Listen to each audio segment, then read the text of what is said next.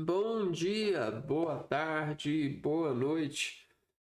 Sejam bem-vindos a mais um vídeo aqui no canal. Eu me chamo Abner e no vídeo de hoje é, eu estarei continuando é, lendo os livros, lendo a Bíblia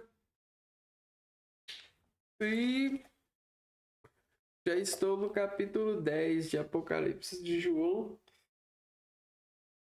Lembrando que eu estou lendo de trás para frente, né? Mas parece que é muito pequenininho, deixa eu ver aqui.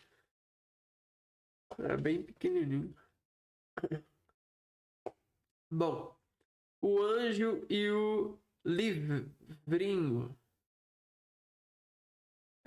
Eu vi ainda outro anjo poderoso descer do céu, vestido com uma nuvem.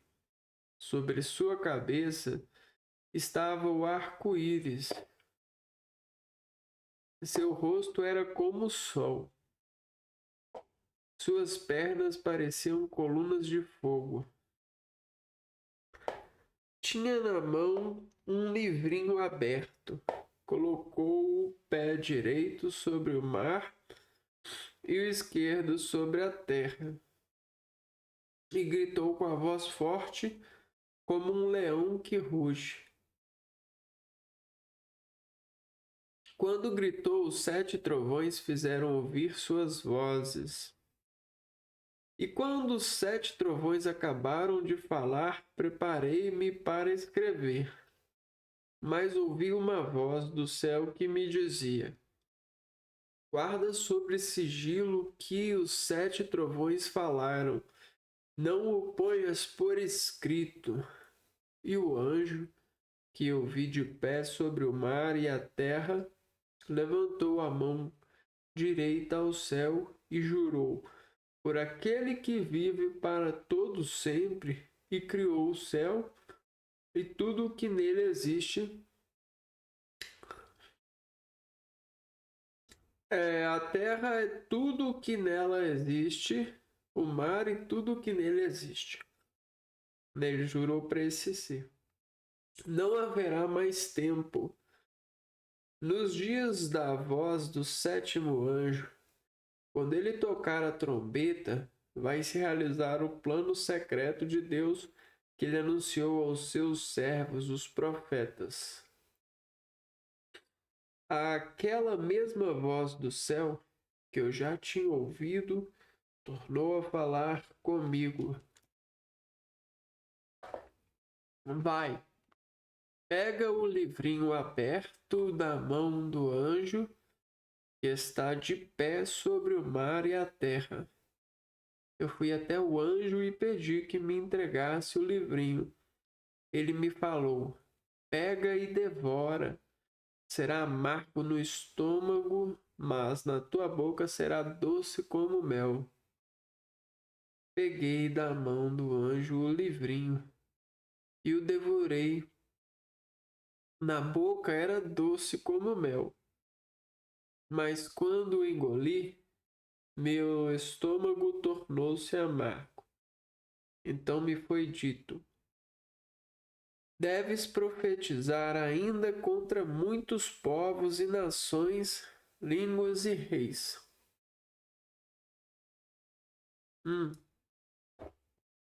Bom, se você olhar bem para o ser humano ele é uma máquina é, de escrever, mas eu diria até mais, né? Ele é um ele é um receptor universal,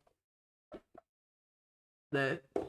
Então, cria coragem para entender isso, que realmente a gente precisa de coragem. O ser humano, ele é um receptor e nós já morremos de tanta curiosidade e ainda nos convertemos a um ser de possessões, né? Ou de desejos de conhecer o infinito e o além do que é desconhecido. Existe. Não que exista esse desejo em nós, mas ao provarmos da curiosidade, essa coisa nos pareceu ser tudo. Como a revelação divina. E até mesmo os sábios sabem que o único que pode salvar-nos é Deus, porque ele põe um ponto final na curiosidade quando a pessoa precisa e quer. Ela fala assim: ah, Deus abençoe. Aí ela não fica lá assim: ah, mas por que que ele deu? Mas será que é por causa disso? Será que eu tenho que perguntar a ele? Será que ele vai falar a verdade? Ponto final, Deus abençoe. Né? Só que até quando, né, esse Deus abençoe, esse ponto final vai funcionar? E aí é que tá, porque o tempo ele foi fundado pela recepção conformacionada no sentido da escrita, da memória, do programa de contar, né, a utilização simbólica para essa visão de volume das coisas e a instalação desse tempo com base, né, na percepção das mudanças trouxe para nós um novo modelo de ser e estar, o modelo objetivo. A gente começou a instalar objetivos na nossa vida. E agora eu sei porque eu vivo. Meu objetivo é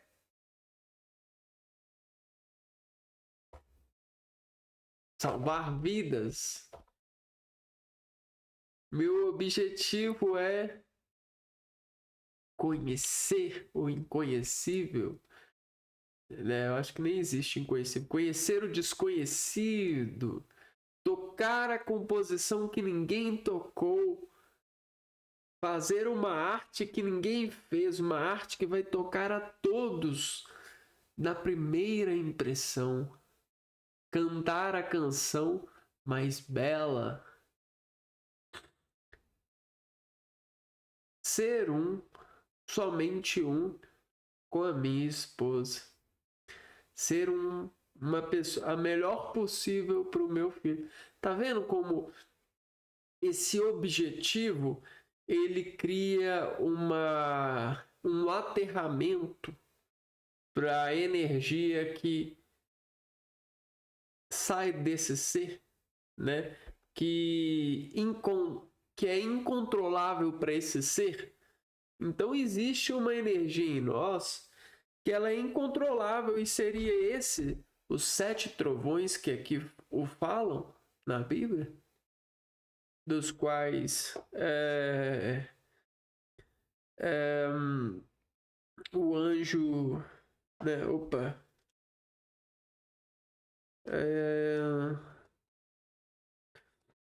Dos quais deixa eu ver aqui. Tornou a falar consigo. Deixa eu ver aqui. Aqui, ó. Quando gritou, os 7 trovões fizeram ouvir suas vozes. E quando os 7 trovões acabaram de falar, preparei-me para escrever. E que vozes são essas? Que 7 trovões são esse que vem desse céu? A qual a gente tem como saber o Criador.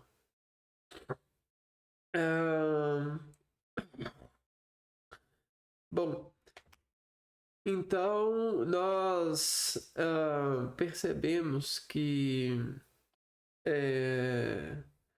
a curiosidade ela cria esses objetivos, e esses objetivos começam a inflamar uns aos outros no sentido de relacionamentos capitalistas, né? No sentido do relacionamento de captar valores progressivos, acessíveis e controláveis aos seres humanos. E aí a gente tem, né, hoje um universo de abstrações que são dadas pela composição de matérias que nós necessariamente não precisaríamos, mas fomos nos possuindo do espírito de precisar dessas matérias e acreditar no bem que elas objetificam, no sentido de doar, pela ativação da qual elas se ocupam, valores lógicos que a gente talvez consome no sentido da referência à educação. Porque para essa curiosidade que vive em nós, que é o nosso maior pecado, talvez, a gente tem uma educação para lembrar e se proteger, porque a curiosidade nos leva daqui.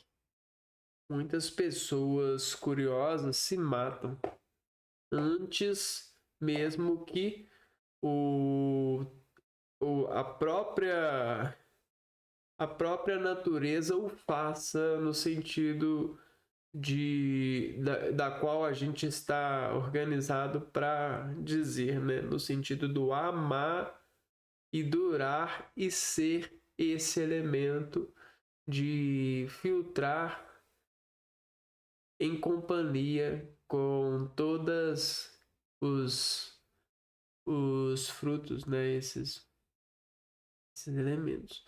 E por quê? Por causa da curiosidade, né? Às vezes tentando descobrir se é verdade ou mentira, se existe vida depois da morte, e se alguém vai parar, né? Ou vai parar.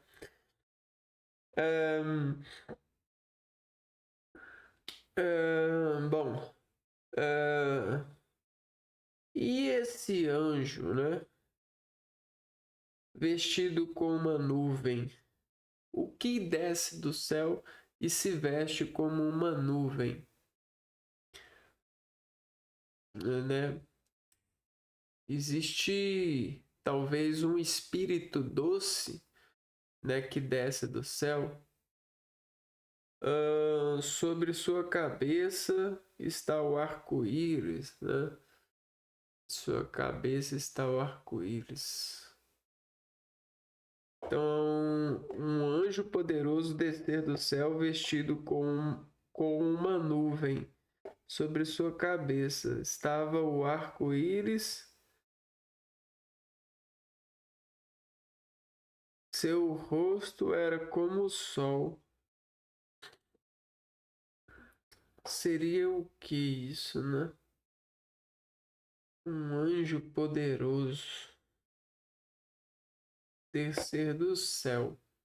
Um anjo poderoso é alguém que está próximo a Deus, no sentido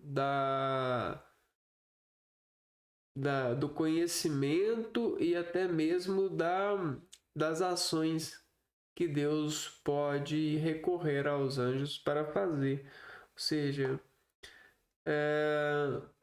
se ele estava vestido com uma nuvem, o que uma nuvem significa? Por que uma nuvem precisa vestir o anjo? Qual que é a arquitetura lógica que, com uma decomposição, a gente pode chegar, né? Ou seja, para ficar fácil para conhecimento dos homens, né, para passar uma mensagem de que um pedaço de Deus está vindo interferir no plano a qual ele não interfere com tanto poder assim frequentemente, né? Ou seja, é como se isso vem de Deus, né? Vem de Deus. Sobre sua cabeça estava um arco-íris, ou seja, uma permissão para ver, ou uma permissão para conhecer, né, essa escada para para o olho, né, ver, né, vamos dizer assim, seu rosto como o sol. Então, só de olhar para esse rosto, a gente se assombra, né? No sentido de a gente se assola, porque é como se fosse um rosto muito harmonioso, um rosto muito belo, muito brilhante, perfeito, né? A gente pode dizer que é perfeito. Suas pernas pareciam colunas de fogo.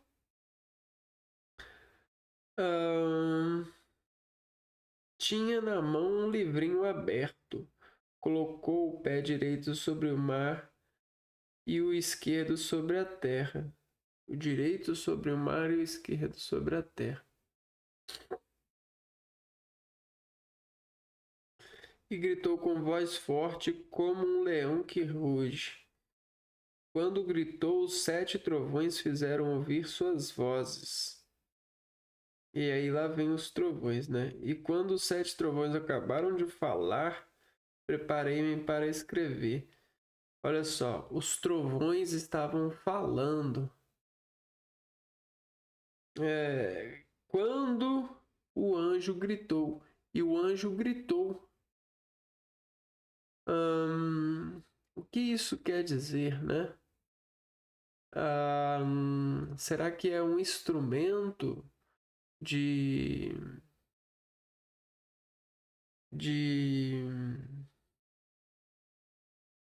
será que é uma o que será isso, né? Quando gritou, os 7 trovões fizeram ouvir suas vozes. Se os 7 trovões fizeram ouvir suas vozes, talvez sejam que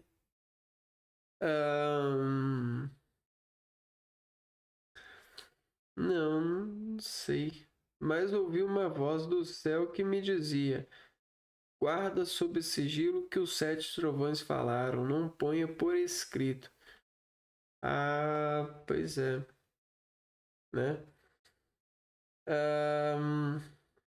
E o anjo que eu vi de pé sobre o mar e a terra levantou a mão direita ao céu e jurou por aquele que vive para todo sempre e criou o céu e tudo que nele existe, e a terra e tudo que nela existe, e o mar e tudo que nele existe. Não haverá mais tempo. Nos dias da voz do 7º anjo, quando ele tocar a trombeta, vai se realizar o plano secreto de Deus que ele anunciou aos seus servos e os profetas. Né? Tem esse negócio da voz do anjo. Né? Aquela mesma voz do céu que eu já tinha ouvido tornou a falar comigo. Bom, até mesmo o céu, no sentido da atmosfera, pode se tornar uma caixa acústica, né? Pela nuvem, pelas massas que podem ser formadas, né? E pelas ondas que são decompositadas por aquela massa de ar, né? Se você pegar uma caixa acústica, ela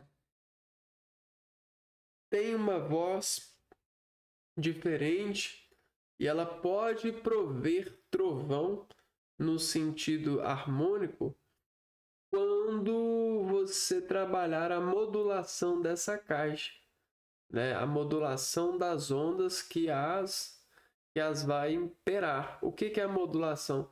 É você mexer no potencial e na localização da qual o feixe de onda vai entrar pelo buraco a qual essa caixa acústica tem. E um desses valores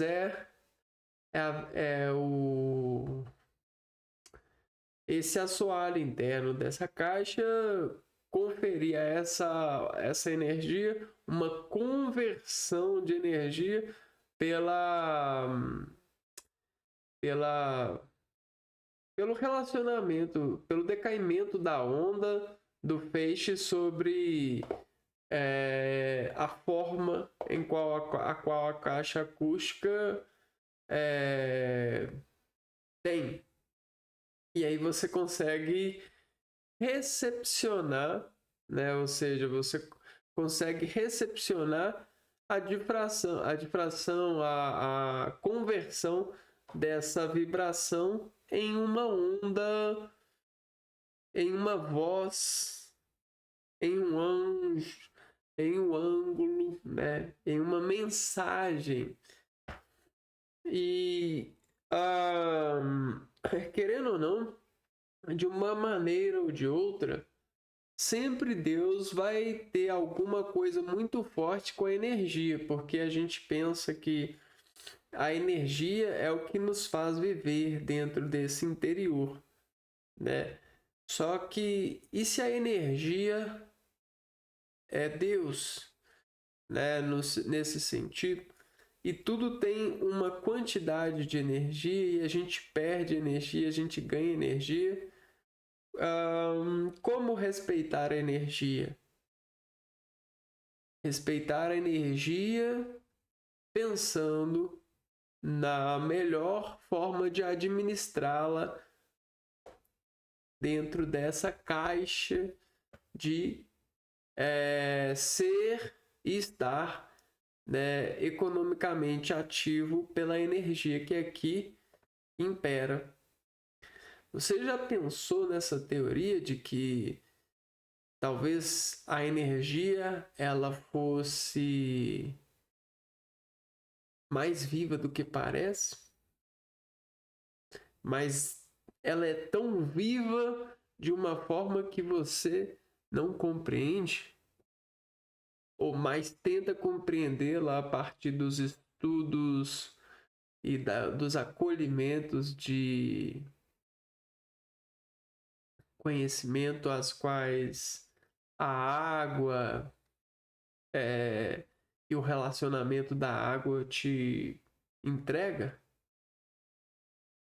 Então isso é impressionante, né? E já pensou que um dia o nosso espírito ou a nossa energia vai voltar para o formato inicial da criação, ser um elemento de união com Deus? E aí seria ruim pensar assim por causa das leis que a energia tem, né? E que a gente absorve e considera nesse plano de vida, né? Ou seja, a energia em um compositor e decompositor a partir da associação da qual ela itera nesse organismo, nesse sistema fechado de energia. Obviamente isso aqui é uma falácia, não tem nada a ver, é só um pensamento mesmo, porque se a gente descobrisse isso, a gente precisaria de manter isso em muito segredo, porque ninguém teria medo daquilo que a gente tem, né? E a gente não teria nada para fazer com que a gente se mantenha, né? E goste, né? talvez a energia se transformou nisso porque isso a faz gostar de ser, né? Isso mostra a ela um futuro, né? Ou mostra a ela aquilo que ela não consegue ver na sua forma primitiva, né? Ou que ela,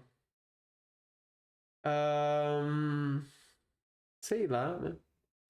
Ou que ela quer formar para poder pensar em formar coisas adiante.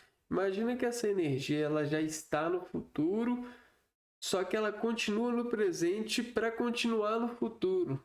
Porque se ela parar de se apresentar nesse plano e fazendo esse desenvolvimento através de nós nesse presente, essa energia, ela jamais saberá o futuro adiante a qual ela está limitada por essa análise desse presente. Obviamente, a gente está considerando toda a existência, né? E não só a individualidade de uma apenas. Apesar de uma, em algumas ocasiões, poder ser todas, né? Dentro de algumas referências, né, elementares.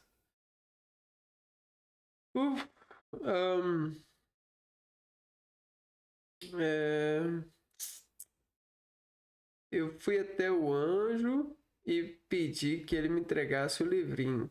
Ele me falou: pega e devora, será amargo no estômago, mas na tua boca será doce como mel. E eu comecei falando aqui que nós somos um ótimo instrumento de recepção, né? A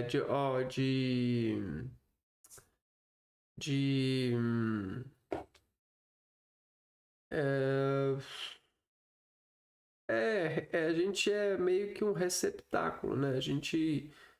Tudo que acontece em nós, a gente reage, né? A gente é um reagente universal, era isso que eu estava falando. E nós estamos presos na curiosidade porque desejamos conhecer o além, né? Então, essa questão de devorar, né, e saborear e definir qual é o sabor começa a ter uma importância para a separação das coisas e reunião delas. Percebe o que eu acabei de dizer? É a forma que a gente tem de fazer um futuro melhor é experimentando o que temos no presente, separando essas experimentações em grupos e pensando numa composição nova, a gente pega proporções de cada grupo e as mistura. Por que eu estou dando esse tom? Por que eu estou falando assim? Porque se não é isso que tem acontecido de forma natural ou até mesmo de forma supervisionada, eu não sei o que acontece, eu não sei o que Deus quer, eu não sei o que o poder quer. Porque se você tem o poder de alimentos em uma cozinha e você quer fazer algo bom, você faz a coisa que pode ser a melhor coisa possível na cozinha. Porque você experimenta cada coisa e chega em uma conta de proposição para produção desse sabor, dessa descarga de energia ou essa memória, essa carga de um momento que vale a pena. Porque se você considerar que esse é o seu último momento e ele precisa valer a pena, você vai pegar tudo e vai olhar com uma supervisão, pois você precisa, pois é a sua última chance, né? Agora, se você não acreditar nisso, você simplesmente não vai fazer nada, ou o que você for fazer não vai ter nada de especial, nada de nada de novo, nada de certo, a gente diria. Não vai te carregar tanto quanto lhe encarregaria. No sentido da contaminação que a gente tem em relação à despolarização que a gente tem para o amanhã quando a gente faz um sucesso hoje, quando a gente vence hoje de uma maneira que a gente nunca venceu. E eu tô falando de uma maneira muito simples mesmo, que é você fazer algo que você não tem feito, né? Ou pode fazer. Porque, olha, o pode forma o poder, né? Pode isso, pode aquilo. 2 pode é mais poderoso do que 1. E aí o pode pode tempero, né? E aí e aí a gente tem ciência de que quem sobrevive mais é quem pode mais. Então era isso que eu tinha para falar sobre essa relação com esse texto, o qual eu achei muito difícil, né? Muito difícil de encontrar alguma estrutura de vantagem lógica, né? Obviamente eu estou utilizando para ler a Bíblia aquela muita base de positivismo, né? Aquela coisa do maior benefício possível desse texto, né? Porque não é que eu estou esperando arrancar dinheiro dele, mas só para arrancar a verdade, né? Arrancar no sentido de arrecadar a verdade, mesmo que ela não seja segura, apenas apreciável, né? Que a gente possa encontrar ou acreditar mais na verdade, para que a gente possa apreciá-la e lutar, né, buscando essa apreciação, porque realmente não é fácil viver num mundo como um texto desse, assim, né, que não é muito fácil, assim, de... Não é que é fácil, né, que é um mundo que não tem não se assegura por manter coerência e uniformidade nas coisas das quais já falaram e não justificar aquilo que falaram e não é mais, apenas deixar ir, né? Porque é o que acontece. Você tem muitas mudanças que apenas mudaram e não importa se era de outro jeito. E tem muitas coisas que precisam de ser crescentes. Né? E a gente está falando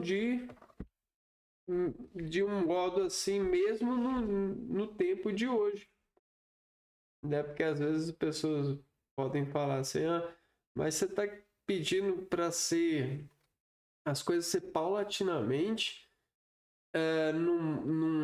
numa época em que a gente tem internet e tem globalização e umas coisas podem influenciar o mundo inteiro e você está querendo dizer que as coisas devagar e sempre, né? Doa o que doer, seja como for, né? Devagar e sempre, né?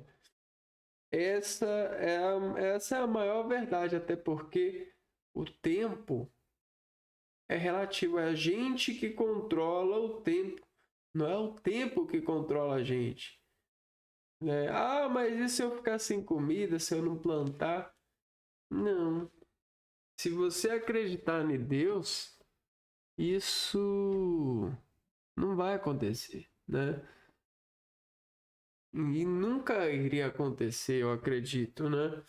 Esse seria o paraíso, né? Essa seria a forma energética da qual a gente teria mais contato com Deus. Hoje eu acredito que a gente está tão distante de Deus no sentido mais forte, né, da ligação. A gente ainda está ligado em Deus, mas a nossa ligação não está tão forte porque nós estamos nos afastando de Deus. Simplesmente porque a gente está querendo controlar. A gente está querendo o controle que Deus tem. A gente quer controlar o tempo, a gente quer se alienar ao tempo. Né? Mesmo que isso nos cause uma dor, uma doença, a gente diz assim, mas todo mundo passa por isso, por que você não vai passar? Você é diferente? Você é menos capaz? Porque você merece mais que o outro? E aí a gente começa a matar uns aos outros com essa prece. Prece. A prece. Né? Então, isso não é justificável num mundo cheio de riquezas e cheio de gente querendo doar. A arte mais bela é aquela que salva. A arte mais bela é aquela que deixa salvar. A arte mais bela, ela é aquela que não impede o bem de acontecer, né? Que olha para o bem e aceita o bem, né? Só que tem gente que se entope de falsos bens, porque não é capaz de chegar ao verdadeiro bem, coando-se,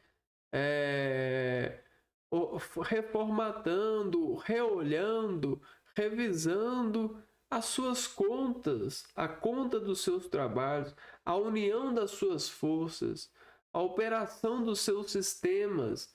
E aí a gente tem um corpo de gente impedindo o bem, o verdadeiro bem de acontecer em nossa sociedade, porque defendem essa armação e investigação do grande mal do mundo, que é a falta de comunicação E mesmo que haja uma universidade tão grande em nós e um desejo tão grande de falar amor uns para os outros.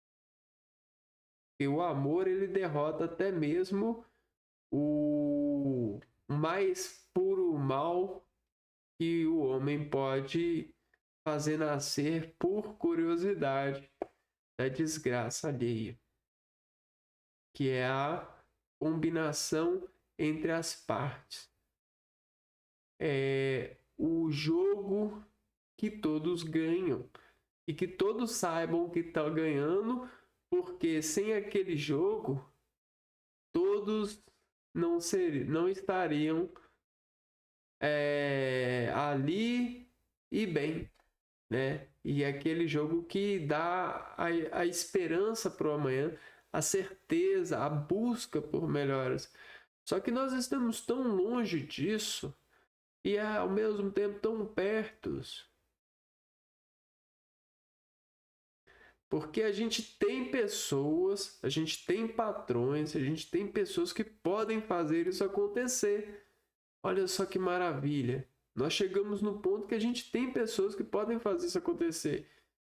Só que elas não têm coragem, não querem.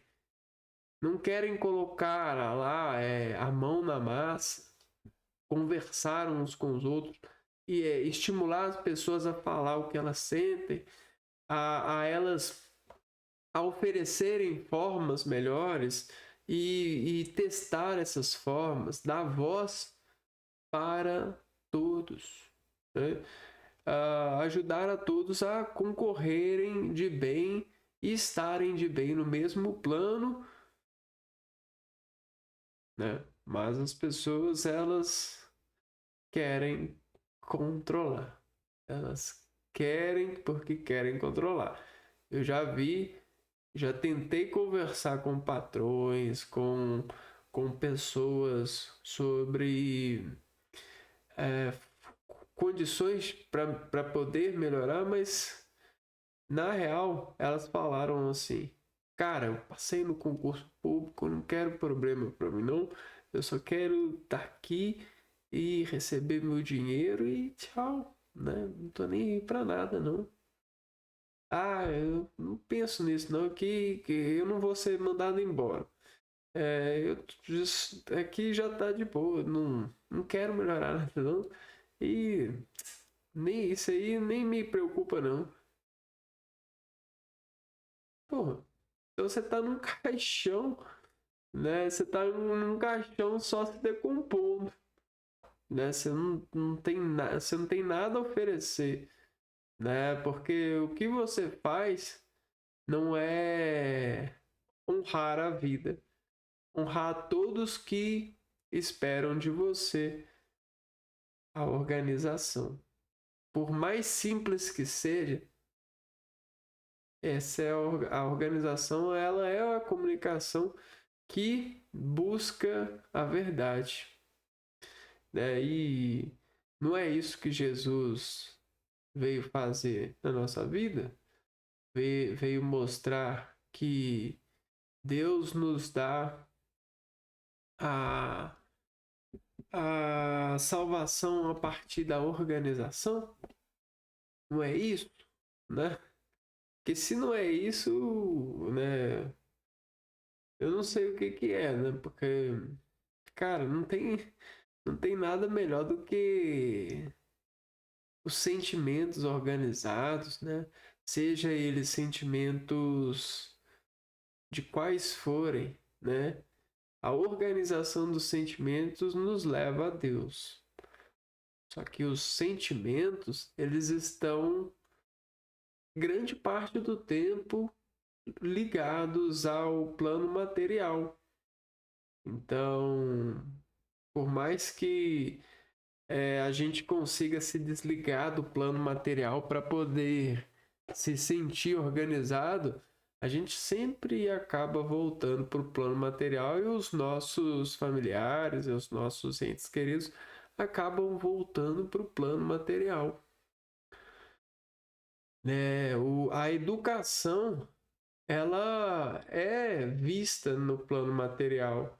Você educa o seu espírito para que no plano material você consiga conduzi-lo para a graça do espetáculo de ver você se controlando e ajudando as pessoas a se controlarem em momentos imprevistos, né? Porque é como num efeito dominó. Um descontrolezinho pode colocar todas as peças para baixo. Toda corrente pode se desacorrentar por causa apenas de um descontrolezinho. Ok? Então é isso aí. Para quem gosta de futebol, né, sabe muito bem disso, né? Que um erro pode colocar a vitória em xeque, né? Ainda bem que a gente consegue conceber que mesmo ganhando ou perdendo, todos saem ganhando porque o jogo continua, a vida continua. Mas é isso aí, né? Bom, vou ficando por aqui. A gente se vê então no próximo vídeo. Um abraço para vocês e fui!